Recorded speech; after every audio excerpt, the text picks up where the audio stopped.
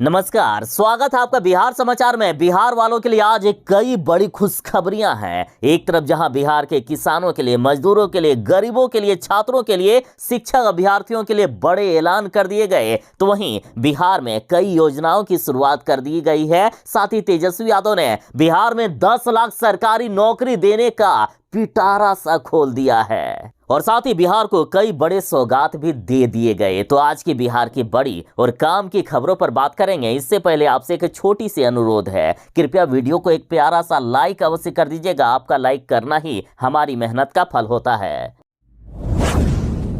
24 फरवरी का दिन बिहार वालों के लिए खास होने वाला है। एक तरफ जहां 24 फरवरी को पीएम किसान सम्मान निधि की राशि जारी हो सकती है, तो वहीं 24 फरवरी को शिक्षक अभ्यर्थियों को भी बड़ी खुशखबरी दे दी जाएगी। 24 फरवरी को कैबिनेट में पेश हो सकती है शिक्षक नियोजन की नियमावली और यह बड़ी घोषणा बिहार के शिक्षा मंत्री जी ने खुद कर दी है। शिक्षा मंत्री जी का कहना है कि 24 फरवरी को शिक्षक अभ्यर्थियों को सौगात मिलेगी। शिक्षक अभ्यर्थियों के 7वें चरण की शिक्षक बहाली प्रक्रिया शुरू की जानी है। इसके लिए शिक्षक नियोजन नियमावली 24 फरवरी को कैबिनेट में पेश किया जाएगा। अब रही बात कि कब आखिर आवेदन करने की प्रक्रिया शुरू होगी, कब नोटिफिकेशन आएगा, तो इसकी भी घोषणा शिक्षा मंत्री जी ने कर दी है। शिक्षा मंत्री जी ने कहा है कि मार्च तक शिक्षक अभ्यर्थियों को बड़ी खुशखबरी दे दी जाएगी, यानी मार्च में शिक्षक आवेदन कर सकेंगे। बहाली प्रक्रिया शुरू कर दी जाएगी, आवेदन प्रक्रिया शुरू कर दी जाएगी, नोटिफिकेशन जारी कर दिया जाएगा। और इस बार 7वें चरण की शिक्षक बहाली प्रक्रिया में 2,25,000 से भी ज्यादा शिक्षकों की नियुक्ति होने वाली है। और पहले भी शिक्षा मंत्री जी ने घोषणा कर दी थी कि 1 महीने के अंदर विज्ञापन हम निकाल देंगे। इन्होंने ताल ठोक कर दावा किया था और लगता है कि इस बार शिक्षा मंत्री जी झूठ नहीं बोले हैं कि इस बार विज्ञापन प्रक्रिया शुरू कर दी जाएगी। 24 फरवरी को ही कैबिनेट में नियमावली के लिए प्रस्ताव आ रहा है।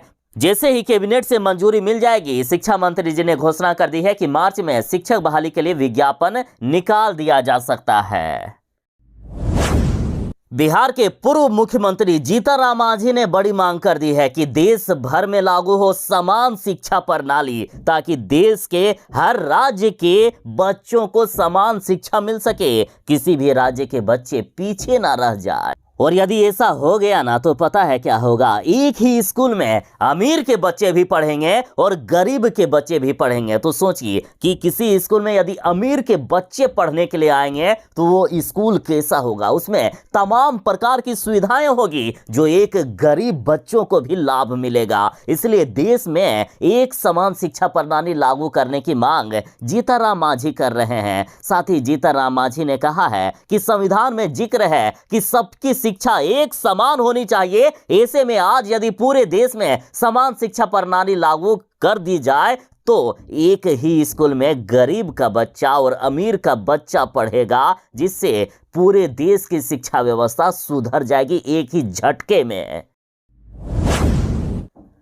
बिहार में इंटर पास करने वाली बेटियों को 25-25 हजार रुपए की प्रोत्साहन राशि मिल रही है। साथ ही जिन्होंने स्नातक पास कर लिया है, वैसे बिहार की बेटियों को सरकार 50,000 रुपए की प्रोत्साहन राशि दे रही है। और अब बड़ी खबर है कि मुख्यमंत्री बालिका प्रोत्साहन योजना के लिए लाभ लेने के लिए यदि आप आवेदन करना चाहते हैं तो अंतिम तारीख 28 फरवरी 2023 तक है। निर्धारित समय पर यदि किसी ने आवेदन नहीं किया तो वे इस योजना से वंचित रह सकते हैं। देखिए, मुख्यमंत्री बालिका प्रोत्साहन योजना, मुख्यमंत्री विद्यार्थी प्रोत्साहन योजना, मुख्यमंत्री पिछड़ा वर्ग या अत्यंत पिछड़ा वर्ग मेधावृत्ति योजना तथा मुख्यमंत्री अनुसूचित जाति अनुसूचित जनजाति मेधावृत्ति योजना हेतु बिहार विद्यालय परीक्षा समिति द्वारा 2022 में आयोजित वार्षिक माध्यमिक परीक्षा में प्रथम श्रेणी से उत्तीर्ण एवं अनुसूचित जाति या अनुसूचित जनजाति के द्वितीय श्रेणी से उत्तीर्ण लाभुकों को प्रोत्साहन राशि दिया जा रहा है और ये राशि सीधे लाभुकों के बैंक खाते में भेज दी जाएगी। और इसका लाभ लेने के लिए आवेदन की अंतिम तारीख 28 फरवरी 2023 तक है। यानी इन सारी सुविधाओं को लेने के लिए मात्र 28 फरवरी 2023 तक ही लास्ट डेट रखा गया है। पात्र छात्र या छात्राएं एनआईसी द्वारा विकसित ई कल्याण पोर्टल जो कि है medhasoft.bih.nic.in के माध्यम से रजिस्ट्रेशन कर सकते हैं और किसी भी प्रकार की तकनीकी सहायता के लिए आप सरकार के इस मोबाइल नंबर 9534547098 या फिर 8986294256 पर कॉल कर सकते हैं या फिर ईमेल आईडी mkuymetric2022@gmail.com पर संपर्क कर सकते हैं। बिहार के साथ देश के किसानों को बड़ी सौगात मिलने वाली है। किसानों के खाते में फिर से 2-2 हजार रुपए आने वाले हैं। देखिए, पीएम किसान सम्मान निधि योजना की 13वीं किस्त की राशि जारी होने वाली है। बस कुछ ही दिनों में आपके खाते में पैसे आ जाएंगे। तो आखिर कब पैसे भेजेगी केंद्र सरकार, इसकी डेट की भी घोषणा हो गई है। देखिए, जी न्यूज के द्वारा बड़ी खबर चलाई गई। जी न्यूज के द्वारा कहा गया है कि 24 फरवरी को किसानों के खाते में पैसे भेज दिए जाएंगे। देखिए, जो किसान 13वीं किस्त की राशि आने का इंतजार कर रहे थे, उनकी इंतजार की घड़ियां अब मानो खत्म हो गई है। जी न्यूज ने यह दावा किया है कि 24 फरवरी को पीएम किसान योजना के 4 साल पूरे हो रहे हैं और ऐसे में उम्मीद है कि पीएम किसान निधि की राशि इसी दिन जारी कर दी जाएगी। यानी 24 फरवरी को किसानों के खाते में पैसे भेज दिए जाएंगे, ऐसा जी न्यूज ने कहा है। और इसके अलावा भारतीय जनता पार्टी का किसान मोर्चा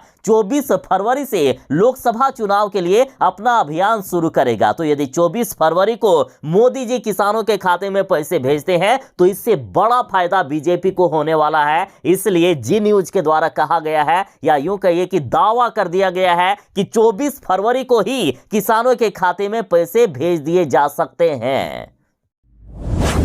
जदयू नेता उपेंद्र कुशवाहा चाहे मर जाएंगे लेकिन तेजस्वी यादव का नेतृत्व स्वीकार नहीं करेंगे। उपेंद्र कुशवाहा ने घोषणा कर दी है कि चाहे कुछ भी हो जाए, चाहे हमें किसी भी हद तक क्यों ना गुजरना पड़े, लेकिन हम तेजस्वी यादव को कभी भी मुख्यमंत्री नहीं बनाने देंगे। देखिए, दरअसल मुख्यमंत्री नीतीश कुमार जी ने लालू यादव से डील कर ली है कि 2023 में तेजस्वी यादव को वे मुख्यमंत्री बना देंगे, जिसको लेकर अब भारी बवाल शुरू हो गया है। उपेंद्र कुशवाहा लगातार जदयू कार्यकर्ताओं के साथ बैठक कर रहे हैं। साथ ही उपेंद्र कुशवाहा ने कहा कि साथियों की राय पर हम लेंगे कोई बड़ा निर्णय। उपेंद्र कुशवाहा ने कहा है कि बड़ी संघर्ष के बाद हम लोगों ने समता पार्टी का गठन किया और मुख्यमंत्री नीतीश कुमार जी बने। सत्ता हासिल करने के लिए जिनसे संघर्ष किया, अब उन्हीं को फिर से सत्ता सौंपने की तैयारी चल रही है, जो हम कभी भी स्वीकार नहीं करेंगे। बिहार को खौफनाक मंजर की तरफ हम लोग फिर से जाने नहीं देंगे, किसी भी कीमत पर जाने नहीं देंगे। उपेंद्र कुशवाहा ने सीधा कहा है कि नीतीश कुमार जी, आप कौन होते हैं जदयू को तेजस्वी यादव के हाथों सौंपने के लिए? आपकी तो ये पार्टी है ही नहीं। ये जदयू पार्टी शरद यादव की पार्टी है, जिसे भगाकर आपने जदयू पर कब्जा कर लिया था। उपेंद्र कुशवाहा ने कहा है कि यदि गलती से भी तेजस्वी यादव बिहार के मुख्यमंत्री बन जाते हैं ना, तो बिहार को लालू यादव की तरह तेजस्वी यादव भी तबाह करके रख देंगे, बिहार को बर्बाद करके रख देंगे, बिहार को डुबा कर रख देंगे। लालू राज की याद आते ही लोग डर से कांपने लगते हैं। साथ ही उपेंद्र कुशवाहा ने नीतीश कुमार जी को चुनौती देते हुए कहा है कि लव कुश समाज की माताओं की को कभी सुनी नहीं हुई है नीतीश जी, जो आप ऐसे ही तेजस्वी यादव को मुख्यमंत्री बना दीजिएगा और हम देखते रह जाएंगे।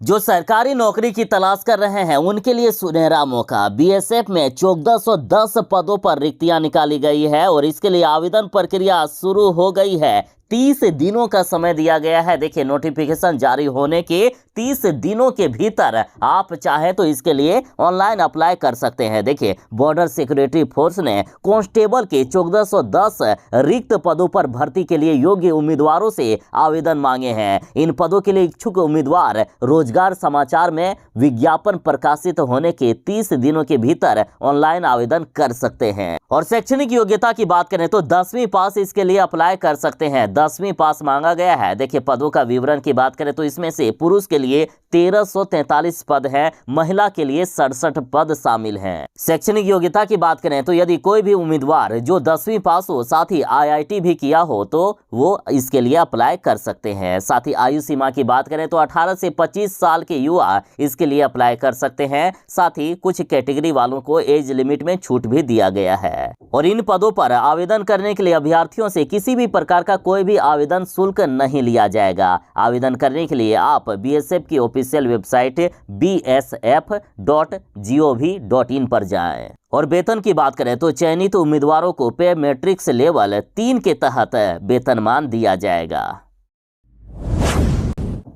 जो सरकारी नौकरी की तलाश कर रहे हैं और बैंक के क्षेत्र में नौकरी करना चाहते हैं, उनके लिए सुनहरा मौका है। देखिए बैंक ऑफ इंडिया में 500 पदों पर भर्ती निकाल दी गई है। बैंक ऑफ इंडिया ने क्रेडिट ऑफिसर तथा IT ऑफिसर के 500 रिक्त पदों पर भर्ती के लिए योग्य उम्मीदवारों से 25 फरवरी 2023 तक ऑनलाइन आवेदन मांगे हैं। तो आखिर कौन अप्लाई कर सकता है? या शैक्षणिक योग्यता की बात करें तो देखिए यदि कोई भी उम्मीदवार जिन्होंने ग्रेजुएशन पास किया है या फिर PG किए हो तो आप इसके लिए अप्लाई कर सकते हैं। आयु सीमा की बात करें तो आयु सीमा 20 साल से लेकर 29 साल रखी गई है, जबकि आरक्षित वर्ग के उम्मीदवारों को एज लिमिट में छूट भी दी जाएगी। देखिए चयनित उम्मीदवारों को 36,000 से लेकर 63,840 रुपए प्रति माह वेतन दिया जाएगा। अब रही बात कि इसके लिए आवेदन कैसे करेंगे, तो देखिए आवेदन करने के लिए बैंक ऑफ इंडिया की ऑफिशियल वेबसाइट bankofindia.co.in पर जाएं। इन पदों के लिए योग्य उम्मीदवारों का चयन इंटरव्यू के आधार पर किया जाएगा। तेजस्वी यादव ने बड़ी घोषणा कर दी है कि बिहार के ममता और आशा दीदियों का मानदेय बढ़ाया जाएगा। इनको अब ज्यादा पैसे मिलेंगे। बिहार के उप मुख्यमंत्री तेजस्वी यादव ने कहा है कि सरकार आशा और ममता दीदियों का मानदेय बढ़ाएगी और इस पर गंभीरता से काम भी हो रहा है। साथ ही तेजस्वी यादव ने कहा कि 10 लाख सरकारी नौकरी देने का वादा हमें याद है। शीघ्र ही बड़ी संख्या में हम बहाली प्रक्रिया शुरू करने जा रहे हैं। बिहार के युवा घबराए नहीं बल्कि वे तैयार रहे। जल्द ही बिहार में लाखों पदों पर सरकारी नौकरियां आपको मिलने वाली है।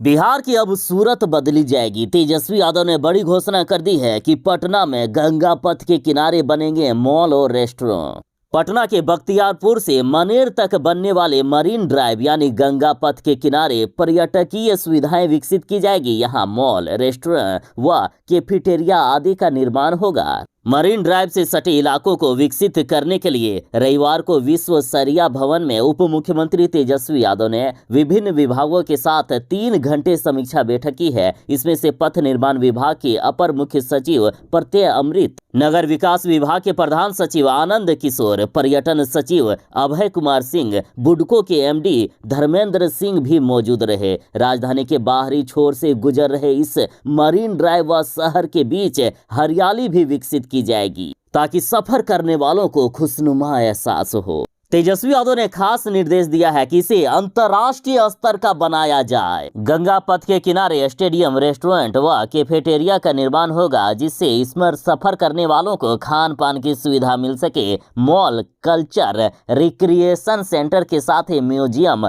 मल्टी स्टोरी पार्किंग बनाए जाएंगे। बच्चों व बूढ़ों के लिए विशेष पार्क का निर्माण होगा। साथ ही वाटर स्पोर्ट्स एक्टिविटी तथा साइकिलिंग ट्रैक का भी निर्माण करवाया जाएगा। इस बार होलिका दहन और होली कब होगा, इसको लेकर संशय बना हुआ था। तो देखिए अब क्लियर हो गया है कि होलिका दहन 7 मार्च को होने वाला है और 8 मार्च को होली खेला जाएगा। देखिए इस वर्ष होली और होलिका दहन को लेकर कोई भी भ्रम नहीं है। बनारस पंचांग और मिथिला पंचांग के अनुसार होलिका दहन 7 मार्च को और होली 8 मार्च को बेहद शुभ संयोग में मनेगी। होली का पर्व लोगों के लिए खुशियां लेकर आने वाला है। प्रदोष काल में होलिका दहन का मुहूर्त होने से होली आम लोगों के लिए शुभ फलदायी होगा। आचार्य माधवानंद कहते हैं कि इस वर्ष 7 मार्च को होलिका दहन शाम के 5:48 से लेकर शाम के 7:22 के बीच होगी। तो वहीं फाल्गुन पूर्णिमा की शुरुआत 6 मार्च को शाम के 4:09 से शुरू हो रही है।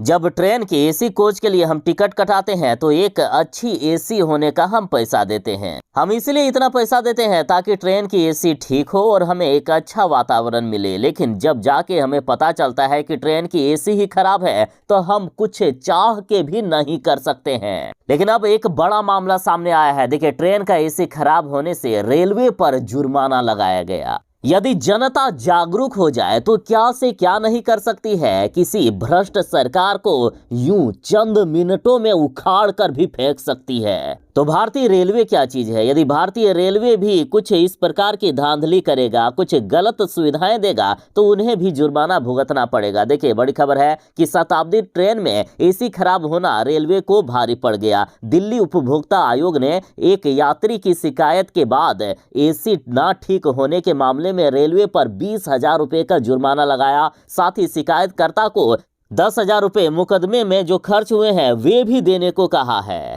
आयोग ने अहम फैसला में रेलवे के उस दावे को खारिज कर दिया जिसमें से कहा गया था कि यात्रा के दौरान किसी भी असुविधा की शिकायत पर उपभोक्ता फोरम को सुनवाई का अधिकार नहीं है। तो आप यदि चाहेंगे तो रेलवे को भी जुर्माना भरना पड़ सकता है। ये जनता की सरकार है, भारत में लोकतंत्र है। लोकतंत्र में अपनी ताकत को समझिए।